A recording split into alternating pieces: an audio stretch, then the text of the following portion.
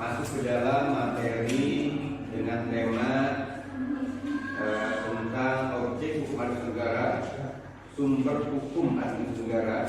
Kata sebelumnya kita akan coba flashback kepada teori dari William Van yang kemarin sudah kita bahas di pertemuan yang minggu kemarin.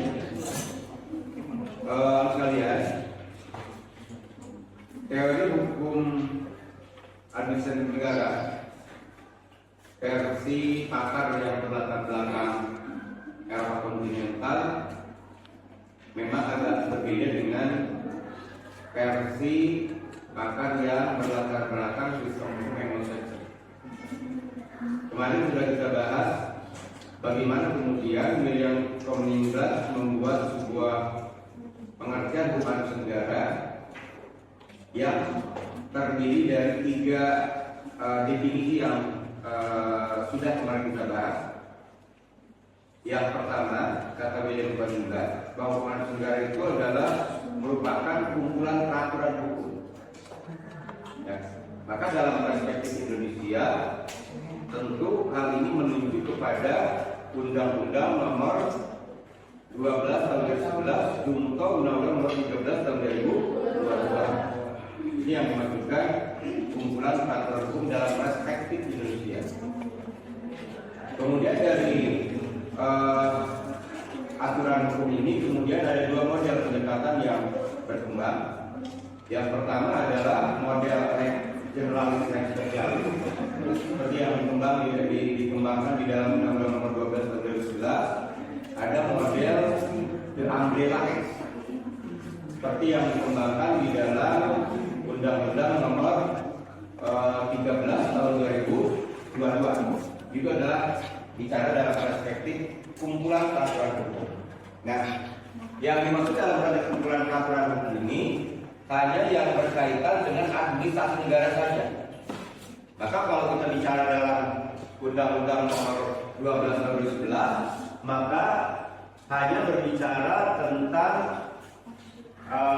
mulai dari PP, Perpu, ya, Perpu, PP, Perpres, Permen, Pergub, Perbub, Perwil Kota, ya. Jadi peraturan itu yang kemudian masuk di dalam kategori kumpulan peraturan hukum yang dimaksudkan oleh William Commonwealth dalam konteks Indonesia. Kemudian hal ihwal kehidupan lembaga eksekutif kemarin sudah kita bahas bagaimana yang lembaga yang ada di dalam yudikatif, legislatif dan evaluatif juga di dalamnya ada yang namanya lembaga eksekutif. Misalnya di dalam legislatif dikenal ada BURT di pusat, di daerah ada Setwan. Itu adalah orang eksekutif yang ditempatkan di dalam legislatif. Kemudian di dalam lembaga yudikatif maka dikenal ada kepanitraan. Ya, kepanitraan itu bukan yudikatif karena yudikatifnya hanya hakim saja. Ya, maka yudikatif panitra itu bagian daripada eksekutif saja. Kemudian evaluatif juga sama. Anggota BPK misalnya kita ambil contoh, itu hanya 9 orang komisi orangnya. Selain daripada itu adalah merupakan orang eksekutif yang ditempatkan di yudikatif, evaluatif. Itu yang kemudian bicara tentang kehidupan lembaga eksekutif lainnya. Kemudian yang ketiga bicara tentang struktur ini hanya dilibatkan pada lembaga eksekutif. Kemarin kita sudah bahas bagaimana kemudian bedanya antara jabatan politis dengan jabatan fungsional dan struktural. Ya, jabatan politis itu cara memilihnya dengan cara model election. Sementara jabatan fungsional dan jabatan struktural dengan model appointment, penunjukan dan pengangkatan. Kita ambil contoh, kalau eksekutif namanya adalah pilpres, pilkada, itu adalah election dalam konteks eksekutif. Kemudian bagaimana misalnya jabatan struktural? Maka appointment misalnya kita angkat, kita ambil contoh di Cianjur ada sekda, ada asda, ada kepala dinas, ada kepala seksi, ada kepala badan misalnya, ya, ada camat. Itu dengan cara appointment, pengangkatan dan penunjukan. Nah, dari dua model ini kemudian parameternya berbeda. Kalau election, maka parameternya kemarin kita bahas tentang berkaitan dengan popularitas dan elektabilitas. Kalau jabatan struktural dan dan fungsional, maka parameternya merit system. Ini adalah bicara tentang seluk-beluk ini hanya dititikkan kepada lembaga eksekutif saja. Jadi seluk-beluk itu adalah latar belakang, ya. Itu yang kemudian bicara dalam perspektif teori dari William Peningkat. Kemudian kemarin juga sudah kita bahas bagaimana kemudian perkembangan saintis antara hukum tata negara dan hukum administrasi negara di abad 19 itu kemudian menjadi ilmu yang berdiri sendiri. Bagaimana Indonesia? Di Indonesia juga sama. Karena hukum tata negara itu dan hukum administrasi negara di Indonesia posisinya menjadi hukum material saja, ya, dan masing-masing punya hukum formal, ya. Misalnya hukum formalnya adalah ATN, peradilan tata usaha negara. Sementara ATN hukum formalnya adalah hukum acara Mahkamah Konstitusi. Ini adalah bicara dalam konteks perkembangan saintis, ya, dalam konteks kesanegaraan.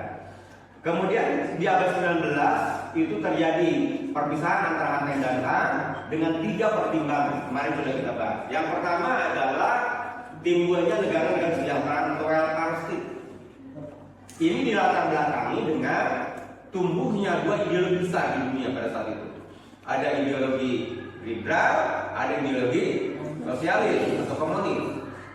Ideologi liberal dominasi negara kecil, sementara kalau ideologi komunis, ideologi dominasi negaranya besar. Ya, jadi semua orang komunis itu diatur oleh negara. Kalau di ideologi sosial liberal, maka dominasi negara kecil. Maka yang banyak adalah di sana dominasi daripada masyarakat, swasta dan seterusnya.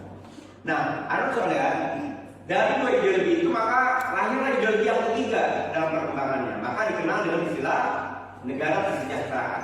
Ada negara liberal, ada negara sosialis, maka dikenal ada negara kesejahteraan. Maka istilah mereka dikatakan negara welfare state, termasuk juga Indonesia mentahbiskan diri sebagai negara yang mempunyai ideologi welfare state atau negara kesejahteraan.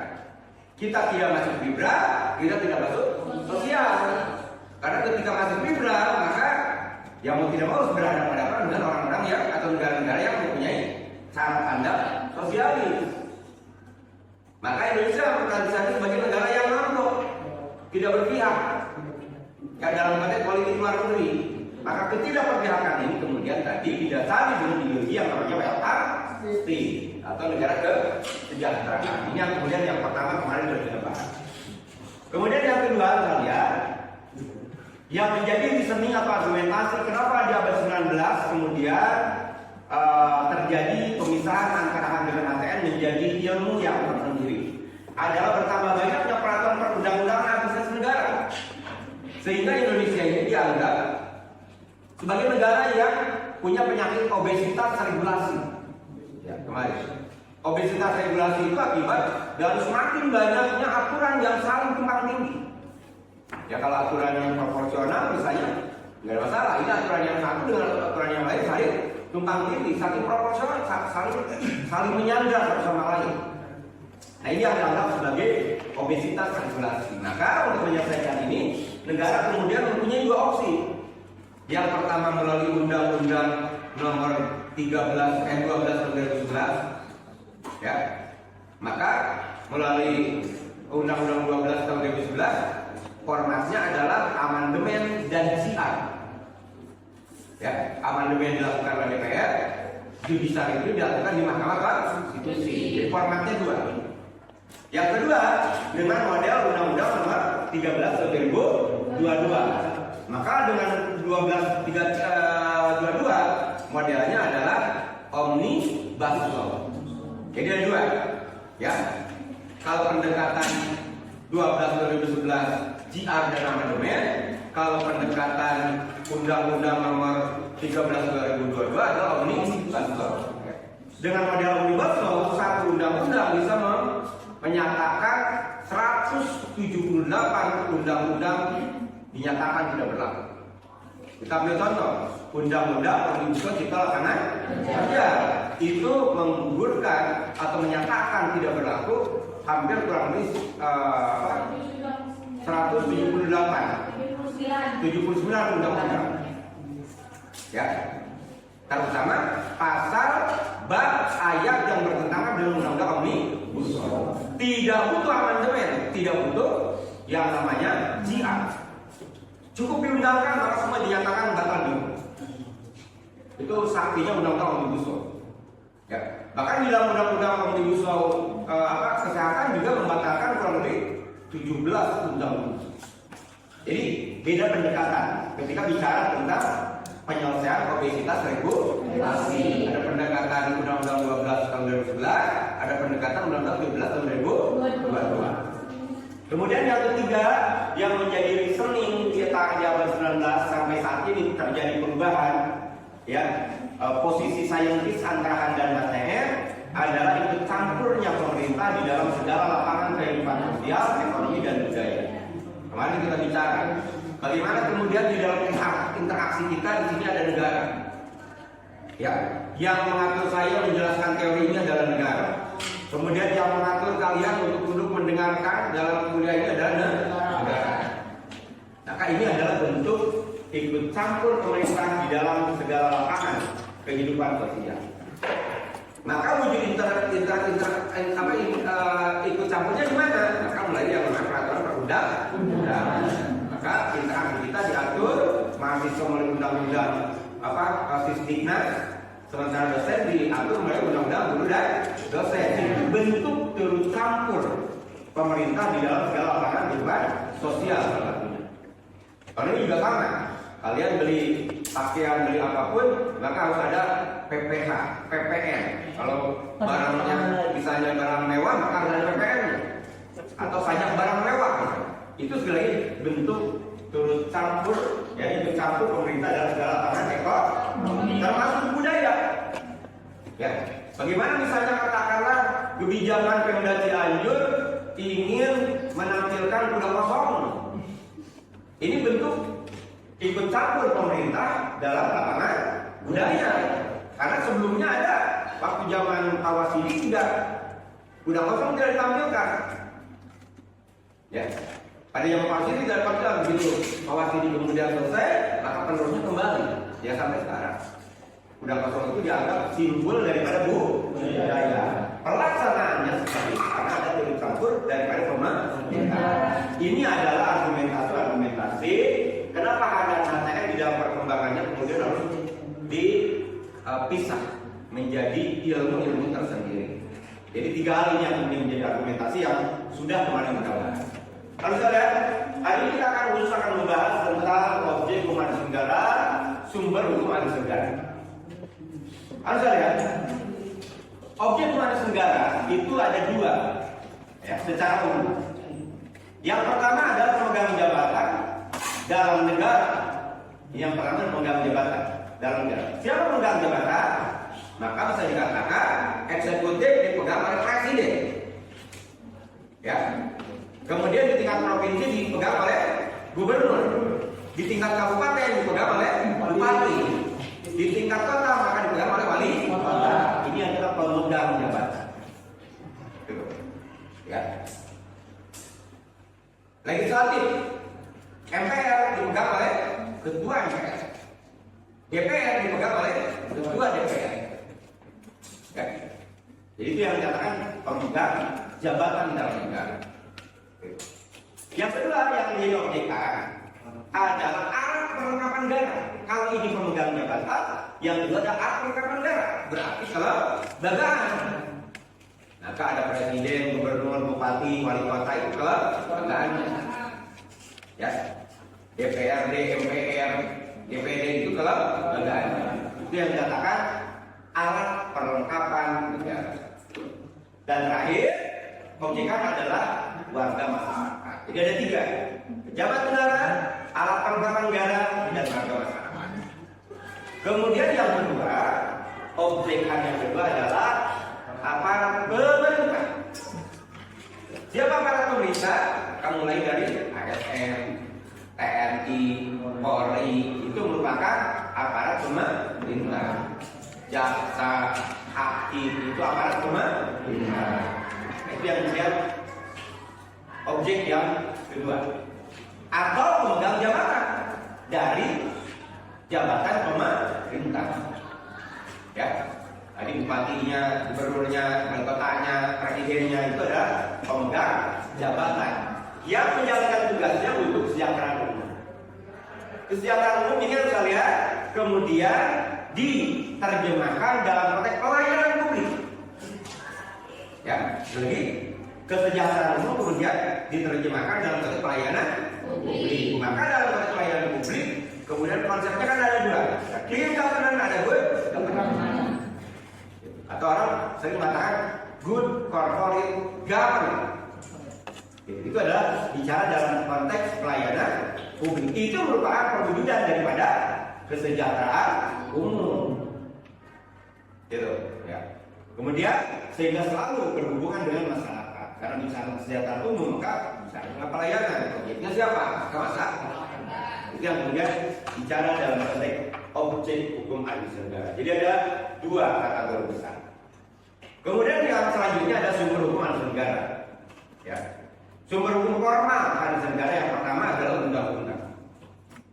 Maka undang-undang ini sekali lagi menuju kepada 2 undang-undang. Undang-undang nomor 12 tahun 2011, Undang-undang nomor 11 tahun 2012, 12 tahun 2011, Undang-undang nomor 13 tahun 2022. Ya. Tentu sekali lagi dengan berbagai produk perundang-undangan. Gitu. Ya. Jadi undang-undang ini menuju kepada Undang-Undang 12 2011 junto Undang-Undang 13 2022 dengan seluruh peraturan perundang-undangannya. Maka dari seluruh peraturan perundang-undangan ini merujuk kepada 4 hal: regeling, besiking, protokol. Di awal kita sampaikan. Itu yang kemudian produk undang-undang. Ya. Berapa undang-undang? Mau kalah, bisa jadi ribuan. Karena satu undang-undang saja kalau kita coba petakan kan, undang-undang tentang Omnibus Law Cipta Lapangan Kerja, PP-nya itu ada berapa? Kalau tidak salah ada 11 PP yang dibutuhkan, satu undang-undang. Kemudian dari satu PP ada perpresnya, satu perpres ada permennya. Berapa menteri yang kemudian berkaitan dengan undang-undang Omnibus Law Cipta Lapangan Kerja. Ya. Kemudian dari permen maka ada perda provinsi. Berapa provinsi kita? 39 kalau salah. Benar? 38. Berarti ada 38 peraturan perda provinsi. Kabupatennya ada berapa dan kotanya? Kurang lebih ada 500 kabupaten kota. Berarti ada 500 perda dan pilwal. Coba bayangin. Jadi semakin bawah semakin banyak. Maka kemudian undang-undang ini dirumuskan sebagai piramid terbalik. Ya, konsepnya piramid terbalik. Mulai dari undang-undang dasar, undang-undang terus ke bawah. Secara keseluruhan, pemahaman yang mendalam mengenai objek dan sumber hukum administrasi negara akan membantu mahasiswa untuk melihat bagaimana hukum dan aturan mengatur setiap langkah yang diambil oleh pemerintah dalam menjalankan fungsinya, serta bagaimana warga negara dapat memperoleh perlindungan hukum terhadap tindakan administrasi yang mungkin merugikan.